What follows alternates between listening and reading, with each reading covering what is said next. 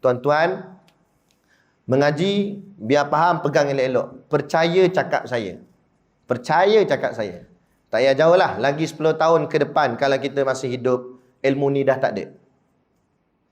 10 tahun ke depan, ilmu kita mengaji ni dah tak ada. Sebab apa saya kata gitu? Orang tak nak mengaji ilmu ni. Orang tak nak mengaji. Kalau ada pun tinggal sikit-sikit je lah. Tinggal sikit-sikit je. Sebab tu kalau kita yang mengaji ni, pegang kemas-kemas ilmu ni. Sebab ilmu ni akan jadi mahal di masa akan datang. Sebab ilmu ni tak banyak orang akan tahu benda ni. Kan? Ni pegang elok-elok. Pegang betul-betul. Makin pupus dah ilmu. Makin hilang dah. Mati tok guru, mati dengan ilmunya sekali. Kan? Mati apa pondok, mati habis semua. Tak ada apa dah. Gitu.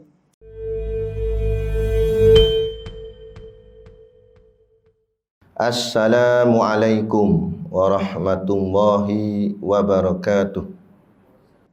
Kita sambung kitab Jawi Lama, muka surat 4, baris ketiga daripada atas. Kata musannif, kelimanya, sifat kelima. Kelimanya ni bukan urutan Allah tu ada 1, 2, 3, 4, 5 sifat dia. Tidak, bukan begitu. Jangan faham begitu. Allah tak ada kait dengan nombor dan angka. Dah kenapa ulama kata kelima? Susunan tu untuk kita mengaji. Takkan kita nak mengaji sekaligus semua macam mana? Jadi mengaji tu satu-satu. Jadi ulama sebutlah yang pertama gini, tu kedua gini, ketiga gini, empat gini, kelima gini. Jadi tapi faham dari segi hakikat Allah, semua sifat Allah tu sekaligus. Bukannya sifat Allah tu pertama Allah sifat gini dulu, lepas tu baru Allah datang sifat kedua. Tak, bukan begitu. Sifat-sifat mendatang ni kita makhluk. Sifat kita makhluk ni dia mendatang. Asal kita lahir dulu, masa kita kecil baby, kita ada mata dah, betul tak? Ke siapa dulu masa kecil belum lagi ada mata? Bila umur 20 baru keluar mata? Ada? Tak ada. Kita dari kecil ada mata dah, tapi masa kecil tu boleh melihat tak? Masa baby tu boleh melihat mak kita. Keluar-keluar wek tengok mak kata. Mana ada? Walaupun ada mata tapi melihat tak lagi. Sebab apa? Sebab sifat melihat kita tu dia kemudian.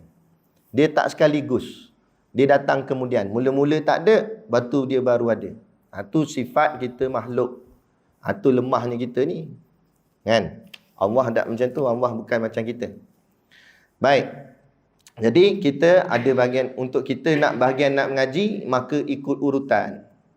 Satu-satu. Dan urutan ni pun bukan saja-sajalah ulama susun. Dia urutan tu ikut mudah untuk kita faham. Mula-mula faham dulu Allah tu wujud ada dulu. Lepas tu baru faham lah wujudnya Allah tu kidam, tak ada permulaan.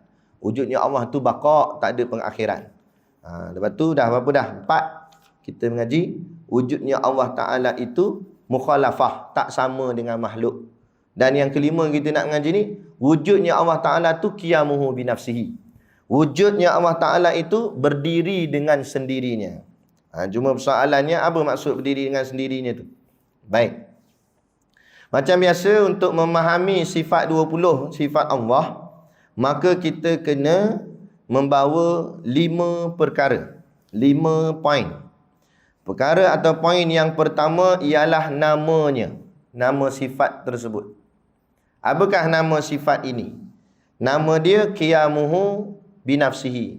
Setengah kitab dia sebut qiyamuhu ta'ala binafsihi. Boleh belaka, tak ada masalah. Sebab balik kepada makna dia. Qiyam artinya berdiri. Hu tu nya, domain, kata ganti nama. Nya tu balik pada siapa? Nya. Balik pada Allah. Jadi sebab balik pada Allah, ada setengah kitab dia tambah ta'ala. Sebab Allah ni kan selalunya kita idafkan dia atau sandarkan dia dengan kalimah ta'ala. Mana Allah ta'ala. Sebut Allah saja pun boleh tak? Tapi sebut Allah ta'ala, lebih lagi nak memuliakan Allah. Maksud ta'ala ni, ta'ala ni ambil daripada perkataan ala. Ala ni makna atas, tinggi. Jadi ta'ala artinya maha tinggi. Gitu. Tapi tinggi bukan maksud diri Allah tu tinggi. Jangan faham gitu. Jangan memahami Allah Ta'ala tu berbentuk-bentuk seperti makhluk. Tinggi, pendek. Sama juga dengan lafaz Allahu Akbar. Allah Maha Besar. Bukan maksud diri Allah tu besar. Jangan faham. Sekejap lagi kita faham Allah tu ada saiz. Allah tak ada kait dengan saiz. Allah tak ada kait dengan bentuk rupa. Sebab bentuk rupa semua makhluk. Saiz-saiz tu makhluk. Jadi disebut Allah Maha Tinggi tu, tinggi dia punya keagungan, kemuliaan. Maknanya kalau mu rasa jawatanmu tinggi dah, no, Allah tinggi lagi. Kalau mu rasa mu hebat dah, jadi agung, jadi sultan, nak jadi Perdana Menteri, tak kira nombor berapa, X ke, XXX ke, tak kira lah. Kalau mu rasa hebat dah, no, Allah hebat lagi. Kalau rasa tinggi dah jawatan tu, Allah tinggi lagi. Kalau rasa kuasa dah, Allah kuasa lagi. Nak? Lepas tu ada kat orang kata, ustaz berani cakap dalam kuliah, kan? Tak takut kena 3R. Awak apa? Ustaz berani cakap raja lah, sultan lah. Dia manusia juga. Allah tu Tuhan. Kita cakap ni benda benar. Bukan kita perendah dia. Bukan kita kutuk dia. Kita cuma nak bagi tahu kita makhluk. Allah yang Tuhan. Supaya jangan sampai kita makhluk berlagak Tuhan. Itu sebagian adinun nasihah. Agama ni nasihat menasihati. Selagi mana kamu memimpin negara, memimpin rakyat mengikut landasan agama, terbaik kamu. Malah dijanjikan dalam hadis, salah satu golongan yang dapat naungan arash nanti di hari kiamat adalah pemimpin yang adil. Al-imamul adil. Tapi syarat adil. Adil ni pun kena faham. Adil bukan masuk sama rata. Masjid bagi peruntukan, gereja pun bagi peruntukan. Tu bukan adil. Tu kena faham juga. Banyak orang kita faham adil tu sama rata. Kalau adil tu maksud sama, anak laki kita belikan kopiah, anak perempuan beli kopiah ke? Bak sama, adil. Anak perempuan belikan tudung, anak laki pun beli tudung ke? Beli anak laki dia pakai tudung. Asal anak laki yang pakai tudung? Adil. Aku ni adil, kata. Adil tok mu, kita jawab. Tu bukan adil, tu bengong namanya. Adil makna adil, meletakkan sesuatu pada tempatnya. Tu baru adil. Nah, meletakkan tempat itu betul. Adil tu. Kopiah harga dia RM10 je. Harga kopiah lembik. Tak mahal. RM10 je kopiah. Beli kasut jenama Adidas. Kan? Harga kasut 300 lebih. Walaupun dia harga 300 lebih, dia duduk di kaki. Walaupun kopiah murah, harga RM10 je, duduk di kepala. Adil lah tu. Tu makna adil. Bukan kira sebab, oh dia mahal 300, buh kat kepala. Sebab dia mahal. Kopiah murah je RM10, buh kat kaki. Tu pergi lah masjid, tak tengok orang kata apa. Semalam warah lagi aku tengok maghrib semalam. Kata, lah ni gila dah. Kata. Orang kata gila lah. Sebab apa? Sebab tidak meletakkan sesuatu pada tempatnya. Pirai agama lain tu bukan adil. Sebab Allah sebut inna dina indallahil Islam. Sesungguhnya agama di sisi Allah hanya Islam. Wa may yabtaghi ghairal Islam madina fala yuqbala minhu. Ni dalil-dalil ayat Quran jelas. Allah kata siapa yang mencari agama selain daripada agama Islam fala yuqbala minhu, maka tidak akan diterima daripadanya. Kan? Lepas tu saya nak tanya. Kan kefahaman. Ada tak orang bukan Islam yakni kafir tapi perangai dia baik? Ada tak? Ada. Bukan setakat ada, ramai. Kan? Baik dia. Kalau banjir tu dia paling awal sampai bagi bantuan. Bagus. Tak ada masalah, kita puji kebaikan dia sebagai seorang manusia. Kan? Ada di orang putih di Amerika tu, dia beli satu rumah, lepas tu dia pantang nampak ada kucing berkeliaran, tak ada makan ni, dia ambil bela, dia simpan sampai beratus-ratus ekor dalam rumah tu. Dia bela kucing. Baiknya dia bantu kucing. Kan? Kadang-kadang bagi donation, charity macam-macam lah orang kafir duk buat. Banyak buat kebaikan. Tapi soalan saya, kalau takdir dia mati kekal dalam kafir, dia tak masuk Islam, maka matinya itu selepas itu hari kiamat, dia masuk syurga ke neraka? Cik jawab. Masuk syurga ke neraka? Neraka. Kenapa masuk neraka? Kan dia baik. Jadi bukan masalah baik tak baik, masalahnya akidah, bertuhankan Allah. Kan? Jadi kita nak tolong orang kafir, boleh tolong atas jalan kebaikan sesama manusia. Kita nampak Tok Sami jatuh motor, boleh tak angkat Tok Sami? Boleh lah. Bukan kita angkat atas nama dia Sami, kita angkat atas dia nama manusia. Tak yang kata manusia jatuh. Nak? Kalau binatang jatuh dalam longkang pun boleh nak kita tolong angkat? Boleh lah. Kalau binatang pun boleh tolong, takkan manusia tak boleh tolong? Jadi kita tolong manusia atas nama kemanusiaan. Tak ada masalah. Kan? Tapi kalau tolong angkat berhala jatuh dalam longkang, boleh tak? Itu tolong apa tu? Tolong keberhalaan. Boleh? Berhala tak boleh lah. Sebab dia bukan manusia. Kan? Ada mengena dengan kita. Tak ada kena-mengena. Jadi tak usah masuk campur lah urusan orang agama lain. Kan? Ni sibuk Christmas, dia gak nak pakai topi Christmas. Boh janggut ho ho ho. Nah, dengan dia pula jadi Santa Claus. Nah, tengok muka Melayu, muka orang Islam, IC Melayu Islam. La ilaha illallah. Ada. Pernah tak tengok orang bukan Islam tergegeh nak pakai jubah macam kita, pakai serban macam kita, ada? Kita tergegeh nak ikut perangai, ikut gaya pakai macam orang bukan Islam. Apa ke benda? Marah Ustaz mana ni? Lapar perut dari tadi tak makan. Dah saja. Nak bagi tegas, bab akidah dia kena tegas. Kita tak boleh berkompromi. Ni dah makin dia zaman hari ni alasan orang guna kata harmoni tu di mana? Di Sabah ke di Sarawak? Tu lah lagu dia kerja jabat tak tahu kerja apa bahagian. Ini macam jabatan kerajaan macam tu lah. Buat sambutan Christmas. Lepas tu yang pakai tudung pun sama, duduk atas pentas tu nyanyi choir lagu Christmas. And Merry Christmas. La ilaha illallah. Tak tahu batas-batas agama. Inilah kejahilan yang sedang berlaku di zaman kita. Kan? Dia tak sedar boleh merosakkan akidah dia. Bila kita cakap, dia jawab ni, saya nyanyi je Ustaz. Kalau orang kata saya keluar Islam, boleh tak dia bagi alasan? Saya cakap je Ustaz. Dengan cakap tu juga boleh masuk Islam, dengan cakap tu juga boleh keluar Islam.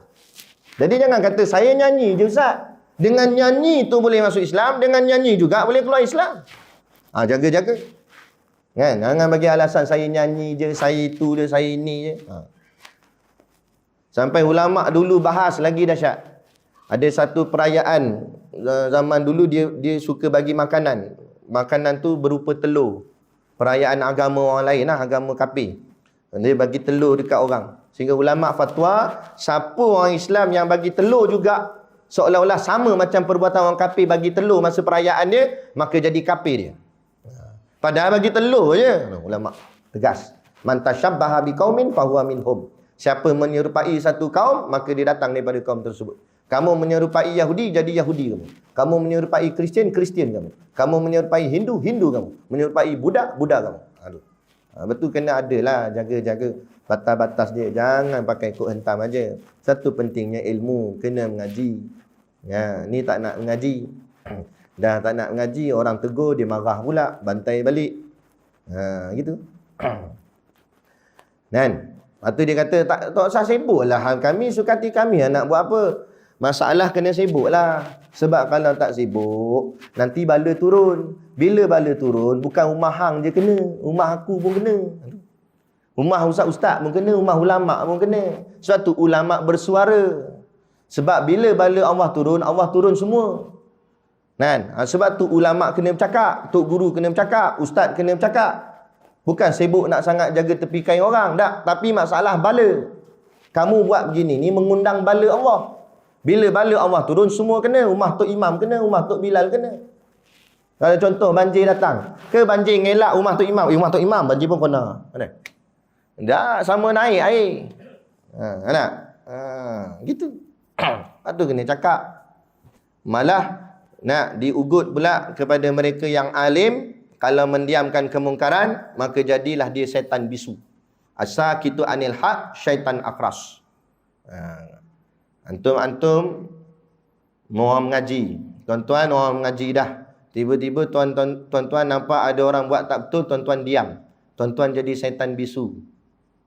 Jaga-jaga. Sebab tu kalau semua orang Islam main peranan, insya-Allah masyarakat Islam selamat. Tapi kalau masing-masing pakak buat nafsi-nafsi, hang-hang, aku-aku, maka makin punahlah agama ini, makin punahlah masyarakat umat Islam ini. Gitu. Baik, balik kepada kitab itu tadi. Yang pertama namanya qiyamuhu binafsihi. Itu dalam bahasa Arab. Kita pun tak faham apa makna qiyamuhu binafsihi ni. Kan? Maka kita pergi poin yang kedua. Poin yang kedua ni terjemah. Terjemah makna erti. Qiyam maksudnya berdiri, qiyam. Sebab tu nama kiamat. Kan? Kiamat. Hari kiamat. Kenapa panggil kiamat? Kiamat maksudnya hari berdiri. Sebab semua orang kena berdiri menghadap Allah. Tak boleh nak duduk-duduk santai. Tak kira lah. Tak usah nak jawab lah. Sakit lutut ke, pinggang sakit ke. Time tu semua kena berdiri hadapan Allah. Kira. Baik pemimpin ke apa ke sama. Raja boleh duduk. Tak sama. Semua berdiri. Tak kira. Tu kiamat. Dan juga maksud kiamat tu bangkit. Kiamkan bangkit. Jadi hari kebangkitan. Bangkit daripada kubur. Semua orang bangkit. Bangkit kubur nanti kita ni berpasir-pasir ni. Sebab duduk dalam tanah. Pasir tanah. Dia sapu muka. Bangkit. Ada riwayat kata seseorang itu akan dibangkitkan dalam rupa keadaan dia mati. Contoh, kalau dia mati aksiden, bangkit dulu dalam keadaan macam-macam baru lepas aksiden. Kalau mati kena bunuh, bangkit dalam keadaan pisau duk perut macam lepas kena bunuh. Tu.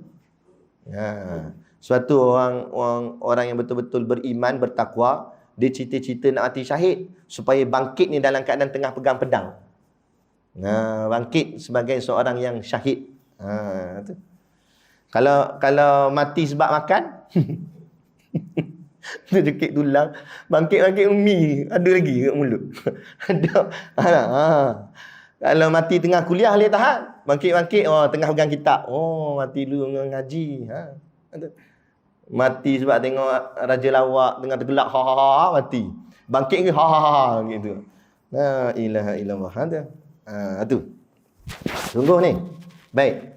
Berdiri. Qiyam, berdiri.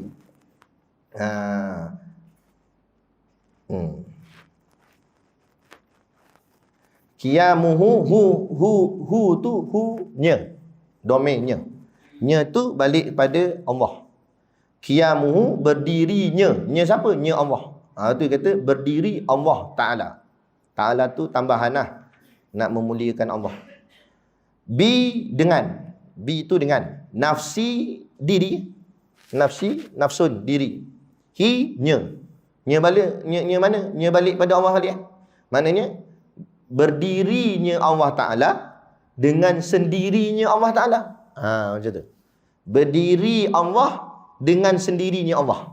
Mana dalam kata lain mudah fahamnya, Allah berdiri sendiri. Maksudnya tu. Tu dari segi baru terjemah. Jangan habis ini lepas tu balik. Lagi dia faham Allah berdiri sendiri, makna Allah tak payah pakai tongkat. Bukan begitu. Jadi apa maksud berdiri sendiri tu? Tu nak kena faham pula. Berdiri sendiri. Sebab tu mengaji ni kena dalam. Kan? Sebab tu salah satu syair ulama buat, mengaji ni tulus zaman, kata dia. Lan tanalul ilma, kamu tak akan dapat ilmu illa bisitatin, melainkan 6 perkara. Salah satu daripada 6 itu ialah tulus zaman. Apa tulus zaman? Panjang masa. Boleh ngaji sekejap-sekejap. Lagi-lagi pula kita ni kuliah sebulan sekali. Itu pun kalau ustaz datang, kalau ustaz ponteng pula, dia jadi 2 bulan, dia jadi 3 bulan. Sekali dia datang, jadi 2 bulan terus lama. Kan? Tu. Kena panjang masa belajar. Sebab tu kalau jenis mengaji nak cepat-cepat, sebab tu pondok ngaji lama. Pondok kalau ngaji sampai 10 ke 15 tahun, lama dah tu 10-15 tahun. Itu baru orang panggil budak pondok. Budak, tak panggil ustaz lagi, budak je. Kalau ngaji sampai 20 tahun, baru panggil kepala telaah. kepala telaah ni maksudnya jadi senior dekat pondok tu. Jadi kalau budak-budak baru masuk, rujuk dia lah. Dia boleh terangkan balik. Dia buka kelas kecil-kecil, muzakarah. Kelas kecil-kecil. Kat pondok ni ada banyak tiang. Jadi dia duduk kat tiang-tiang ni. Ni ada kelas kecil, kelas kecil, kelas kecil. Macam tu. Satu kelas dalam 5-6 orang je. 5-6 orang, 5-6 orang. Macam tu. Tu. Lepas tu mana yang suka duduk kat tiang, dia pernah masuk pondok tu. InsyaAllah. Hati dia biasa duduk kelas kecil tu. Kan? Halaqah dipanggil, muzakarah. Kalau lama sikit dah 20 tahun lebih ke, baru panggil ustaz pondok. Ustaz baru tok guru dak lagi, ustaz baru. Ngaji sampai 30 40 tahun dan dia meletakkan diri dia sebagai khuwaidimul ilmi, khadam terhadap ilmu. Maknanya sampai akhir hayat kerja dia mengaji mengajar, mengaji mengajar. Lepas tu ada pula anak murid, barulah dipanggil tok guru, baru panggil tuan guru. Ada tu. Jadi makna payah, bukan mudah-mudah. Lepas tu bila jenis masuk universiti, lepas tu rasa alim dah. Ngaji 3-4 tahun, UIA ke apa ke, tak kira lah. Masuk universiti, keluar-keluar tu rasa alim dah. Itu masalah. Ngaji universiti tak salah, tapi jangan merasa alim. Sehingga meletakkan dirinya pakar hadis. Ni Imam Bukhari tak cakap begitu. Padahal tu Imam Bukhari. Ni baru title profesor, baru buat tesis saja. Dah. Sebab tu orang-orang macam ni, mereka ni kan, bila baca ayat Quran, dia mudah-mudah faham. Wajhu rabbika dzul jalali wal ikram. Wajah Allah. Ayat tu tulis wajhu rabbika, wajah Tuhanmu. Itu dia dipaham, Allah ni ada wajah, ada muka. Bila ada muka sabit dengan apa? Ada mata, ada hidung, ada mulut, habis.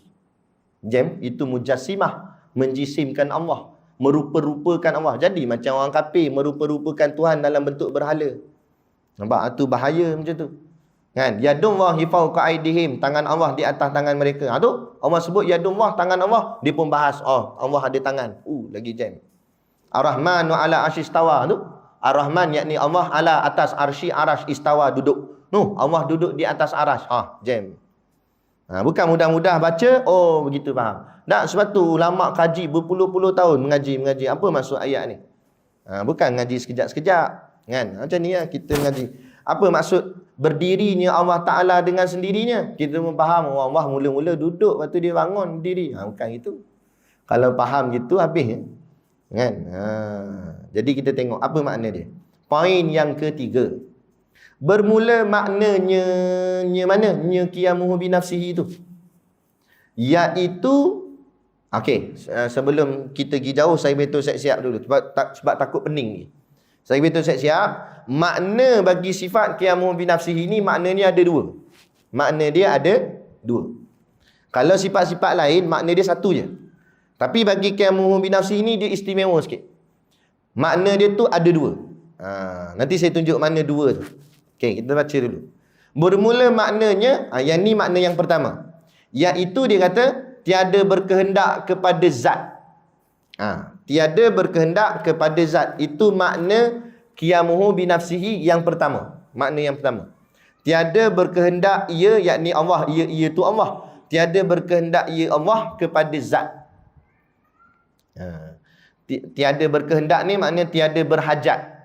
Atau dengan kata lain lagi bagi mudah faham, tiada memerlukan. Tak berhajat Allah kepada zat, tak memerlukan Allah kepada zat. Maksud macam tu. Kenapa Allah tak berhajat pada zat? Kenapa Allah tak memerlukan zat? Jawabnya kerana ia zat. Kerana Allah itu zat. Boleh faham? Ke pening? Kalau boleh faham hebat . Sebab saya pun 3 tahun tak faham. Dululah masa ngaji pondok dulu. Tak faham-faham. 3 tahun tak faham. Ni satu malam faham, memang wali. Wali rawang nama dia. Kan? Dan tiada berkehendak ia. Yang ni makna kedua pula. Sebab tu dia ada dan.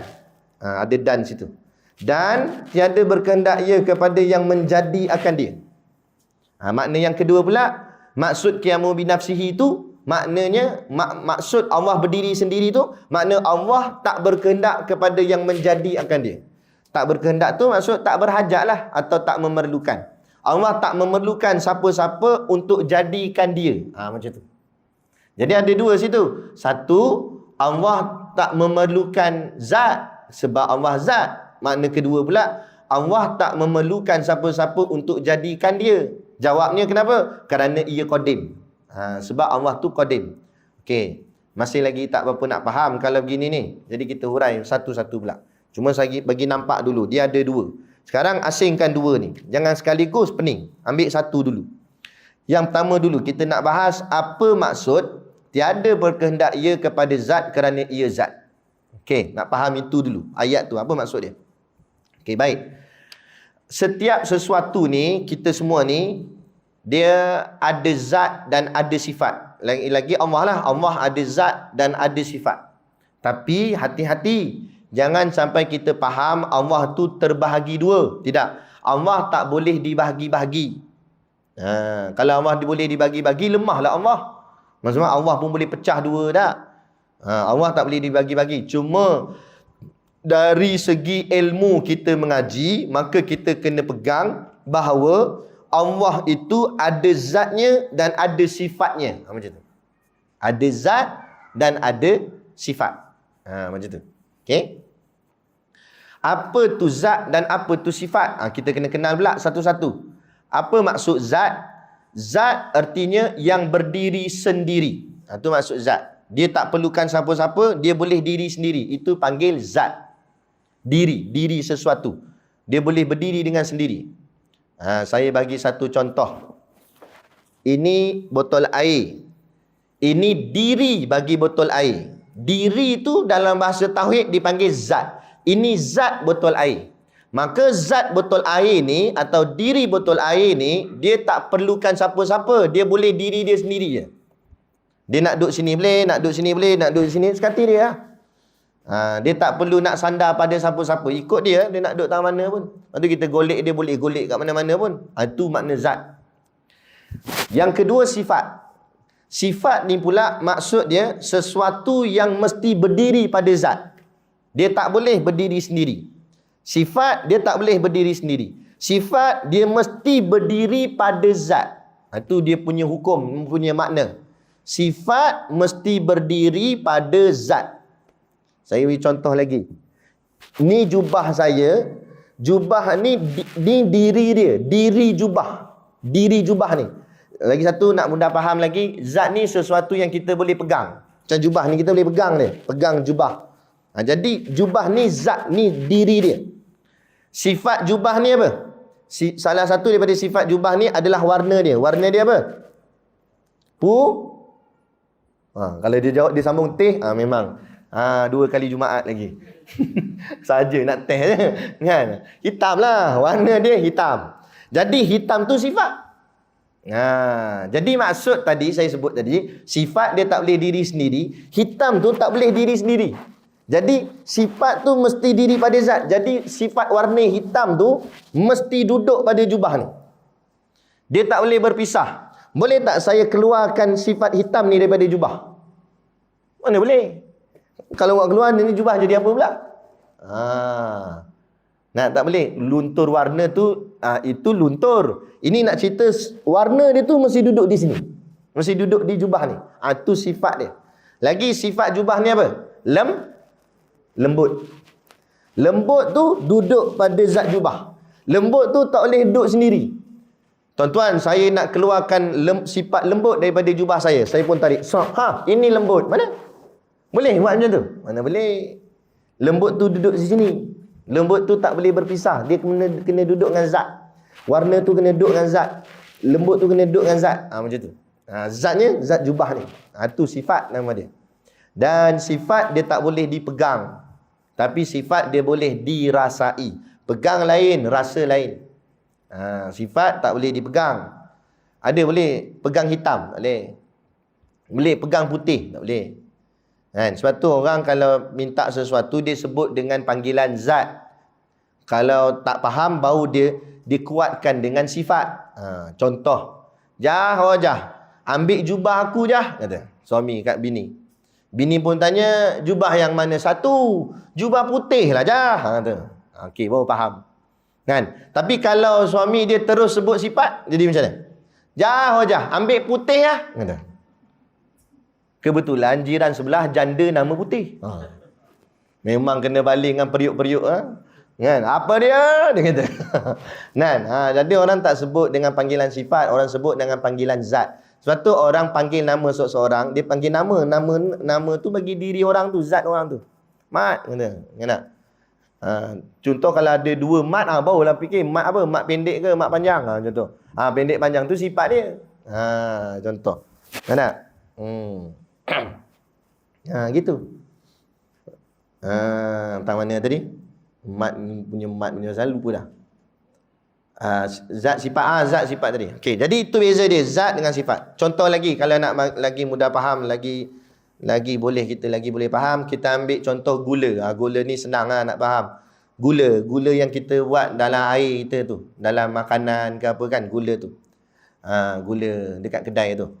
Jadi gula tu kan dia ada bentuk dia, bentuk petak ketul. Bentuk petak ketul gula tu itu zat gula, diri gula. Sifat dia apa? Sifat dia manis. Apa bukti dia manis? Kena kencing manis. Bila kita masuk mulut lah, kita rasa dia manis. Sebab itu sifat itu dirasai, bukan dipegangi. Kalau kita pegang gula, rasa tak manis? Dia pun kenteng-kenteng gula tu. Manisnya. Bodoh.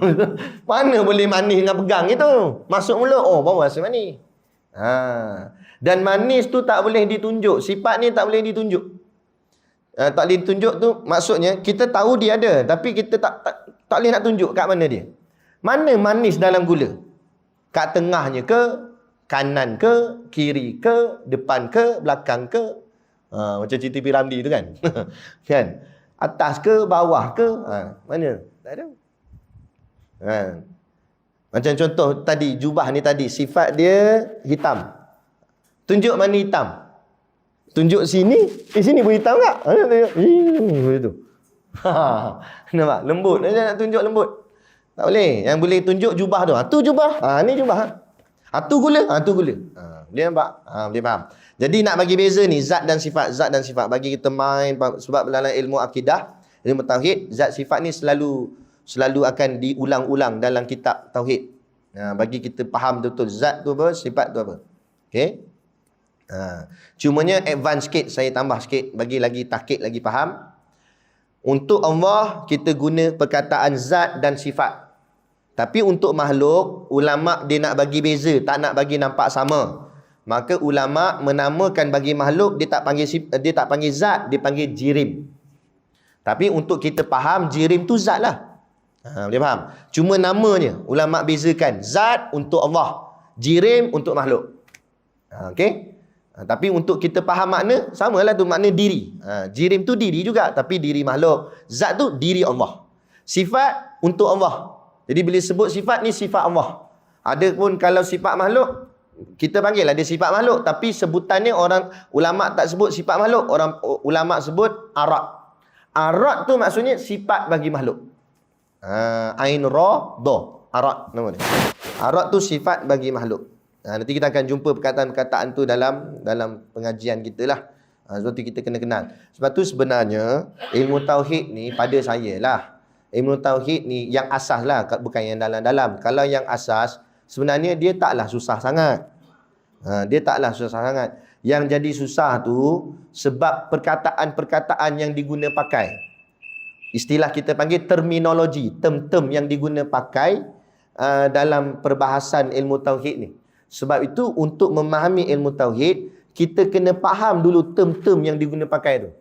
Macam zat, sifat, jirim, arad. Kalau kita faham term-term yang diguna pakai oleh ulama ni, senang kita nak faham apa yang dimaksudkan dalam perbahasan ilmu tauhid ni, sifat 20 ni khususnya. Gitu. Okey? Baik. Jadi dia kata sini, makna qiyamuhu binafsihi itu tiada berkehendak ia kepada zat kerana ia zat. Memang sebab Allah itu zat, jadi Allah tak memerlukan zat. Sebab yang memerlukan zat siapa? Baru je kita belajar tadi. Yang memerlukan zat, sifat. Kan dia tadi, zat dia berdiri sendiri. Sifat dia tak boleh diri sendiri. Sifat kena berdiri ke zat. Jadi Allah tu zat. Bila Allah zat, Allah tak memerlukan zat. Sebab dia zat. Melainkan kalau perlukan zat itu namanya sifat. Kan? Sifat yang perlukan zat. Jadi maksud di sini nak bagi tahu qiyamuhu bi nafsihi itu, maksud Allah berdiri sendiri itu, maknanya Allah bukan sifat, Allah tu zat. Sebab tu Allah tak perlukan zat yang lain. Tapi kalau sifat, dia perlukan zat. Kenapa dibahas benda ni? Sebenarnya semua pengajian yang kita mengaji dalam sifat 20 ni, dia ada sejarah dia. Sejarah dia zaman dulu-dulu ada orang memahami tentang ketuhanan ni secara salah. Sebenarnya bukan zaman dulu je, sampai zaman hari ni pun ada. Sebab tu dulu kita pernah dengar ada satu orang Minah ni, dia sebut dalam Malaysia ni, dalam negara kita, dia kata Allah ni macam gelombang. Gelombang tu sifat. Kan? Kalau gelombang dia sifat, bila sifat dia memerlukan zat. Gelombang memerlukan getaran. Macam kita belajar sains kan. Teng. Ada kalau Allah gelombang. Pelik sungguh. Dan ada pula kata Allah ni ada tapi kita tak nampak, tapi kita rasa. Macam mana? Macam angin. Tak boleh, bukan. Tak boleh sama-samakan Tuhan dengan ni semua makhluk. Allah tu macam cahaya, nampak ada, pegang tak dapat pula dah. Pelik-pelik tu semua mengarut. Itu semua kategori sifat. Allah bukan sifat, Allah zat. Bila sebut Allah zat, tadi saya sebut apa? Zat ni boleh ya berdiri sini betul. Bukan diri, lihat. Boleh dilihat. Tuan-tuan boleh lihat saya tak? Kalau tak nampak, kata Piramli tak lama tu. Kan? Tu. Boleh nampak saya. Sebab saya ada diri saya tu, zat saya tu ada. Allah pun ada dirinya. Dan kita akan dapat melihat Allah. Tapi bukan sekarang. Nanti di hari akhirat. Itu pun kalau Allah izin. Sebab barang mahal, barang istimewa, bukan semua orang boleh lihat. Tak payah kata Allah, Rasulullah pun tak semua orang boleh lihat. Betul? Nah, kadang-kadang alim rajin ibadat pun belum tentu dapat mimpi Nabi lagi. Istimewanya Nabi. Dan kalau Nabi istimewa tara tu dah, padahal Nabi masih lagi makhluk. Cuma dia Nabi. Tapi tetap makhluk. Adakan pula Tuhan. Macam mana? Jauh lagi lah. Sebab tu, hidup di dunia ni, sepakat ulama', majoriti ulama' kata, tak ada siapa-siapa boleh melihat Allah lagi. Cuma ada segelintir ulama' yang sedikit, yang mungkin fahaman dia tinggi, dia kata ada kalau Allah nak bagi. Tapi memanglah kalau berbalik kepada kuasa Allah, kalau Allah nak tunjuk diri dia walaupun di dunia, boleh juga. Kan dari segi kekuasaan Allah. Cumanya dari segi kita tak nak benda ni dilonggar mainkan dalam masyarakat, takut nanti masyarakat bermain-main. Semalam baru aku jumpa Allah, takut dia main-main gitu. Jadi ulama' kata tak boleh temu Allah masa di dunia ni. Jadi kalau kita mimpi, dalam mimpi tu kata sayalah Allah, jangan percaya. Kan? Sebab apa? Sebab bukan masa ni lagi. Nanti hari akhirat. Cuma ada satu hadis yang panjang, saya kongsikan sikit. Hadis tu saya ambil mafhumnya saja. Hadis tu panjang. Dalam hadis tu cerita tentang orang beriman melihat Allah. Masa nanti di padang mahsyar, kita semua dikumpulkan. Orang beriman saja. Orang kafir semua dah masuk neraka lah, apa semua dah diasingkan. Yang tinggal ni hanya orang beriman saja. Orang munafik pun tak ada. Orang munafik ni kafir sebenarnya. Dan dia pun dah kena buang lah. Tinggal orang betul-betul orang beriman. Moga-moga kita salah seorang daripada kumpulan tu. Amin. Sebab tu Allah tunjukkan satu persatu sembahan-sembahan yang manusia pernah sembah di dunia ni. Naiklah. Apa? Topekong. Orang beriman kata ni bukan Allah, dia kata. Naik matahari sebab ada orang sembah matahari. Kan? Ada orang sembah matahari dulu dekat Pulau Pinang ada. Agama sembah matahari. Kan? Dia sembah matahari. Kan? Naik matahari, orang beriman kata ini bukan Allah. Naik pula pokok. Ada orang sembah pokok. Pantang pokok tu besar sikit, diikat dengan tali ke apa. Kan? Ada anggap tu Tuhan. Bukan. Orang beriman kata ni bukan Allah. Naik lembu pula. Ada orang sembah lembu. Ni lagi bukan lembu katanya. Ni bukan Allah. Semua naik satu. Semua jawab ni bukan Allah, ni bukan Allah, ni bukan Allah. Sampailah akhirnya dalam hadis kata Allah menyingkapkan dirinya. Menyingkapkan dirinya sedikit. Maksud menyingkap tu tak tahulah apa maksud, tapi maksudnya Allah tunjukkan diri dia sedikit. Allah tunjuk saja diri dia. Orang beriman tak ada macam fikir yang ni ke? Tak. Bila Allah tunjuk sikit je diri dia, orang beriman terus sujud kepada Allah. Terus sujud tu, tak angkat kepala, sujud. Okey. Timbul satu persoalan masa saya duduk mengaji hadis ni dengan guru. Guru buat timbul persoalan. Soalannya, kenapa orang beriman sujud waktu tu? Cuba fikir. Kenapa kita lah orang beriman tu, kita sujud waktu tu? Sebab apa jadi sujud? Kalau tak boleh jawab, tak masuk apa dalam kumpulan tu. Sebab apa kita sujud masa tu? Sebab waktu tu kita nampak sesuatu yang kita tak pernah nampak. Dan bukan setakat tak pernah nampak, tak pernah nampak dan tak pernah tak termampu fikir ngakal. Sebab contoh, saya bagi contoh. Gerak dan diam itu sifat makhluk. Makhluk ni bergerak dan diam, bersilih ganti. Kalau dia bergerak, dia tak diam. Kalau dia diam, dia tak bergerak. Macam kita lah. Awal-awal baru start kuliah tadi, pukul 8 gini lagi. Nak dekat pukul 9 gini, diam. Tu makna makhluk lah tu. Jangan marah dia makhluk lah tu. Bergerak dan diam. Tu. Bergerak, diam. Bergerak, diam. Tiba-tiba, bukan tiba-tiba lah, tapi kita faham, Allah ni mukhalafah. Kita mengaji dah. Allah tak sama dengan makhluk. Gerak tu makhluk, diam tu makhluk. Jadi Allah ni gerak pun tidak, diam pun tidak. Macam mana? Boleh fikir? Gerak pun tidak, diam pun tidak. Macam mana? Tu yang menyebabkan inilah Allah. Itu sebab tu orang beriman terus sujud. Sebab dia nampak satu benda yang tak mampu fikir ngakal, tak pernah tengok. Pelik memang. Pelik sepelik-peliknya. Kan? Ganjil seganjil-ganjilnya. Allah tu kan ganjil. Allah suka pada yang ganjil. Kan? Tapi yang masih lagi kita dapat tengok ni semuanya makhluk. Semuanya makhluk. Tu. Baik. Itu maksudnya yang pertama. Makna yang pertama, tiada berkehendak ia kepada zat kerana ia zat. Allah bukan sifat, Allah zat. Jadi bila Allah zat, Allah tak perlukan zat. Yang perlukan zat ialah sifat. Itu maksud dia. Yang pertama. Yang kedua, dan tiada berkehendak ia kepada yang menjadi akan dia. Makna yang kedua pula, maksud qiyamuh binafsihi tu, Allah berdiri sendiri tu, maksudnya Allah tak memerlukan siapa-siapa untuk jadikan diri dia. Macam tu. Allah tak kalau bahasa kitab lain dia kata Allah tak memerlukan fa'il, si pembuat untuk cipta dia, untuk jadikan dia. Tak. Sebab tu kita kena kata Allah tidak dijadikan. Allah tidak diciptakan kerana Allah lah yang menjadikan dan Allah lah yang menciptakan. Dan juga jangan sampai juga kita kata macam ni, Allah mencipta dirinya sendiri. Itu pun tak betul. Allah menjadikan dirinya sendiri, tak betul. Sebab kalau kita mengiyakan perkataan itu, Allah menjadikan dirinya sendiri atau Allah menciptakan dirinya sendiri, bermakna Allah juga dicipta, Allah juga dijadikan oleh dirinya sendiri. Ada. Allah tidak dicipta, Allah tidak dijadikan. Kerana Allah. Allah memang ada. Tapi Allah lah yang mengadakan yang lain. Allah lah yang menciptakan yang lain. Allah lah yang menjadikan yang lain.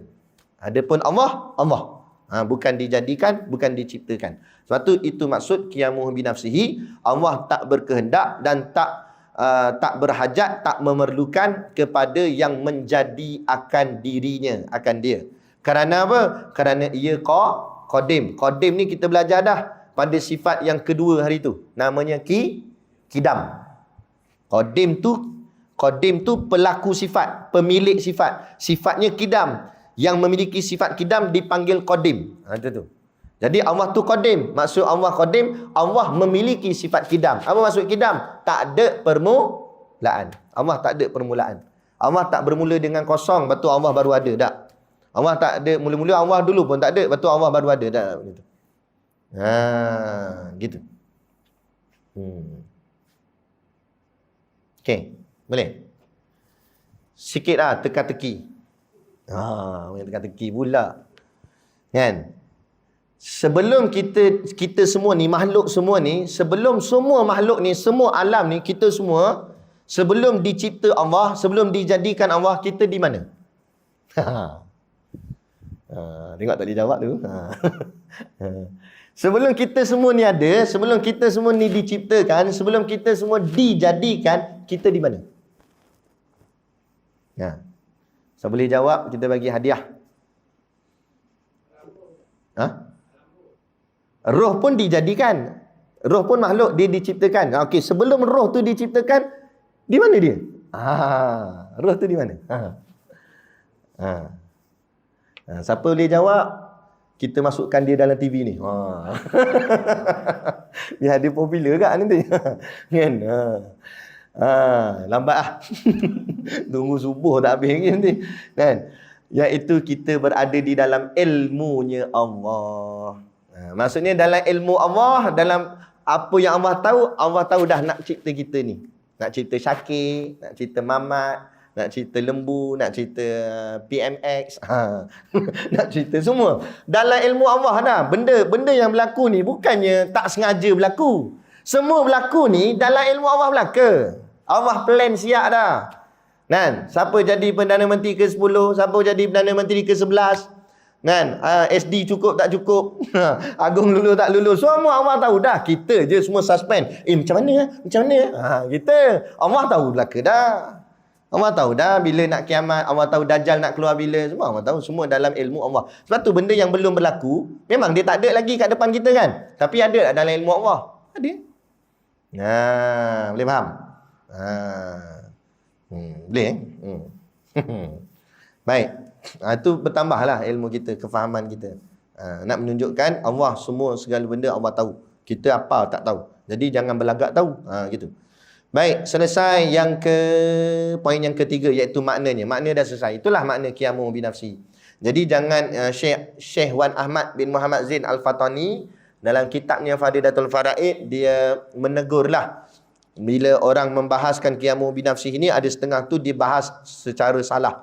Iaitu dia membahaskan maksud qiyamu binafsihi ini, Allah berdiri dengan sendirinya. Maknanya Allah nak cipta makhluk, Allah tak perlukan siapa-siapa untuk tolong dia cipta makhluk. Bukan yang itu. Itu tak masuk dalam makna di sini. Yang itu betul juga, tapi masuk dalam bab kudrat, bukan bab qiyamu binafsi. Bab qiyamu binafsi, dua ni makna dia. Yang pertama, Allah bukan sifat, Allah zat. Bila Allah zat, Allah tak memerlukan zat. Sebab yang memerlukan zat ialah sifat. Itu yang pertama. Yang kedua, maksud berdiri sendiri itu juga, iaitu Allah tak memerlukan fa'il, si pembuat untuk buat dia, untuk jadikan dia, untuk cipta dia. Kerana Allah bukan diciptakan, Allah bukan dijadikan. Kerana Allah itu qadim. Qadim bersifat kidam. Kidam artinya tak ada permulaan. Itu maksud dia. Dua makna ni pegang kemah-kemah pada makna qiyamuhu binafsi. Tuan-tuan, mengaji, biar faham, pegang elok-elok. Percaya cakap saya. Percaya cakap saya. Tak payah jauh lah. Lagi 10 tahun ke depan, kalau kita masih hidup, ilmu ni dah tak ada. 10 tahun ke depan, ilmu kita mengaji ni dah tak ada. Sebab apa saya kata begitu? Orang tak nak mengaji ilmu ni. Orang tak nak mengaji. Kalau ada pun tinggal sikit-sikit je lah. Tinggal sikit-sikit je. Sebab tu kalau kita yang mengaji ni, pegang kemah-kemah ilmu ni. Sebab ilmu ni akan jadi mahal di masa akan datang. Sebab ilmu ni tak banyak orang akan tahu benda ni. Kan? Ni pegang elok-elok. Pegang betul-betul. Makin pupus dah ilmu. Makin hilang dah. Mati Tok Guru, mati dengan ilmunya sekali. Kan? Mati pondok, mati habis semua. Tak ada apa dah. Gitu. Dan lawannya qiyamuhu bi ghairihi. Yang poin yang keempat. Poin keempat, dia punya lawan. Lawan dia qiyamuhu bi ghairihi. Tak apa, tak ingat pun tak apa. Yang penting Allah itu berdiri dengan sendirinya, lawannya Allah berdiri dengan yang lain. Itu je. Bi ghairihi itu maksud dengan yang lain. Artinya berdirinya dengan yang lainnya. Yang lain tu maksud macam mana? Terbalikkan apa yang kita mengaji tadi. Maksudnya Allah berkehendak kepada zat. Itu mustahil. Ada orang kata Allah ni memerlukan zat. Sebab apa? Sebab Allah tu sifat. Mustahil. Itu lawan dia. Kita tolak. Lepas tu ada orang kata Allah tu dia pun dicipta. Ada benda lain yang cipta dia. Kata-kata gini mustahil. Tak boleh terima akal, kita tolak dia. Itu maksud qiyamuhu bi ghairihi. Jadi tujuan belajar lawan ni untuk tolak, bukan untuk pegang, untuk tolak. Gitu. Mustahil katanya, iaitu mustahil. Cuma apa tujuan kita mengaji mustahil? Dah kalau tahu untuk tolak, baik tak payah mengaji. Dah, tujuan dia untuk tahqiq lagi kuat. Contoh kita kata dinding ini putih, tidak hitam. Kalau saya kata dinding ini putih saja, memang putih. Kan? Tapi untuk kuatkan keputihan, saya kata dinding ini putih, langsung tak hitam. Bila saya kata langsung tak hitam, menunjukkan putih ni putih sungguh. Macam tu. Itu panggil tahqiq dalam bahasa akidah, panggil tahqiq, kuat. Jadi bila kita kata Allah tu berdiri dengan sendiri, Allah tidak berdiri dengan yang lain. Tidak tu, lawan itu, mustahil itu untuk kuatkan sifat Allah tadi tu. Lagi kuat kita pegang. Itu maksud dia. Gitu. Baik. Mustahil. Dalilnya, poin yang kelima pula. Nak habis dah, jangan risau. Dalilnya, dalil-dalil artinya bukti. Bukti mengatakan Allah itu berdiri dengan sendirinya, firman Allah Ta'ala ni dicedok, diambil daripada ayat Al-Quran. Yakni yang berbunyi, a'udzubillahi minasyaitonirrajim, huwal hayyul qayyum. Huwa tu apa? Dia tu siapa? Allah. Al-hayyu, yang hidup, yang maha hidup. Al-qayyum, yang berdiri dengan sendirinya. Jadi bila sebut berdiri dengan sendirinya, apa maksud? Balik kepada nota kefahaman kita tadi, kitab kita tadi, apa huraian kita tadi. Begitu. Jadi huwal hayyul qayyum, dia yang hidup lagi berdiri dengan sendirinya. Artinya ialah Tuhan yang hidup lagi yang berdiri dengan sendirinya. Artinya nya berdiri sendirinya itu apa? Kayanya daripada zat dan daripada fi'il. Okey, kayanya di sini untuk memahamkan kita, maksud kaya itu tidak memerlukan. Itu maksud kaya. Sebab tu yang sebenar-benar kaya ialah tak memerlukan. Selagi mana memerlukan, itu belum kaya. Cakap aja kaya. Macam kita lah hari ni, dia orang kaya tu. Kalau betul dia kaya, dia tak perlukan duit, tak perlukan rumah, tak perlukan kereta semua. Tu baru betul-betul kaya. Selagi mana kita memerlukan sesuatu, itu menunjukkan kita masih lagi miskin. Sebab kita perlukan sesuatu. Tapi tak perlukan apa-apa, itu baru kaya. Jadi yang sebenar-benar kaya siapa? Allah. Sebab Allah tak perlukan apa-apa. Yang perlukan apa-apa ni kita. Cuma kita itulah berlagak kaya. Padahal miskin. Kita memerlukan. Memerlukan kenderaan, nak berjalan, memerlukan rumah untuk tumpang teduh. Tapi ada orang yang tak perlukan apa-apa. Siapa dia? Dia lah orang kaya sebenarnya. Siapa dia? Orang gila. Dia tak perlukan rumah. Dia tidur kat mana-mana sekali dia. Nampak ada kotak, tidur situ. Dia jalan ke mana. Duit dia tak perlukan. Dia jalan melenggang. Mana dia ada slip gaji. Dia tak ada. Duit poket bank, account bank tak ada. Kan, jalan. Tapi makan cukup lah. Kenyang makan. Bulat perut. Kan. Pergi mana-mana. Yang lagi saya pelik, kadang-kadang tengok dia ambil makanan kat tong sampah. Dia ambil teh ais semalam dia ambil kat dalam tong sampah kan. Kita tengok buih dah teh ais tu. Kan. Tapi dia minum relax. Tak sakit lah tu. Itu hebat. Kita nampak bau lalat hinggap sekejap je. Sakit perut dah kita. Tu makna Allah jaga dia. Satu orang gila, jangan kita kutuk. Takut-takut dia adalah wali Allah. Dia orang kesayangan Allah. Kan? Sebab tu hidup dia bebas. Dia nak lintas jalan pun tak tengok kanan kiri. Kita kena break. Break. Dia buat relax je. Apa? Dia pula marah kita. Kita kata gila lah dia ni. Dia kata memang aku gila. Nak macam mana? Nak marah tak boleh. Kan? Kayanya daripada zat dan daripada fa'il. Jadi Allah Ta'ala kaya. Maksud kaya, Allah tak memerlukan zat dan Allah tak memerlukan fa'il. Fa'il maknanya si pembuat, untuk membuat dia atau mencipta dia. Tak. Allah tak perlukan. Bukan setakat itu saja. Mana Allah tak perlukan apa-apa pun, siapa-siapa pun. Jadi kitalah yang perlukan Allah, bukan Allah yang perlukan kita. Apa saja yang berkait dengan Allah, semua tak memerlukan apa-apa. Contoh Islam. Islam ni agama Allah. Islam tak perlukan kita, tapi kita yang memerlukan Islam. Jadi jangan sombong dengan Islam. Masjid, surau tak perlukan kita. Kita yang perlukan masjid dan surau. Jadi jangan sombong dengan masjid, surau. Mu tak nak datang masjid, masjid sikit pun tak heran. Masjid tak merayu pun kat kamu. Masjid tetap mulia dengan tapaknya. Sekalipun bangunannya runtuh, tapak dia tetap tapak masjid sampai kiamat. Tetap mulia di sisi Allah. Kan? Kapet yang ada dalam masjid ni, walaupun sekadar kapet, dia tetap mulia di sisi Allah. Sebab kapet ni duduk dalam masjid. Dalam surau. Dalam tempat orang semayang. Orang sujud pada dia. Kan tak? Orang dia letak ibadat atas dia. Kan tak? Tu kapet. Kan tak? Sebab tu hebat-hebat kapet. Kadang-kadang ada setengah surau kapet dia nipis. Ni okey lah. Setengah tu kapet nipis, kasar. Tu yang kita kalau sujud tu, cepatlah naik hitam dahi. Terus ada tanda sujud. Sebab dia kasar. Dah lama kan kasar. Kan? Tak apalah, walaupun dia nipis, dia tetap lebih mulia kapet tu daripada kapet di hotel. Apa bukti? Kapet di hotel walaupun tebal 3 inci, tapi orang pakai dengan kasut-kasut masuk kat dalam. Kapet surau, walaupun nipis, kasar dah, koyak dah, tetap mulia, orang tak pakai kasut kat dalam. Nampak? Tu. Jadi nak menunjukkan kalau kapet pun duduk dalam masjid jadi mulia, apatah lagi kita manusia.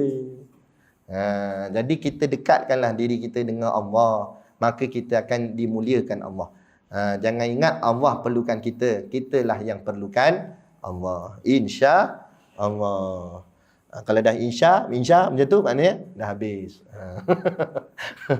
Itu tanda dia, tanda habis. Habis dah situ, kita akan sambung.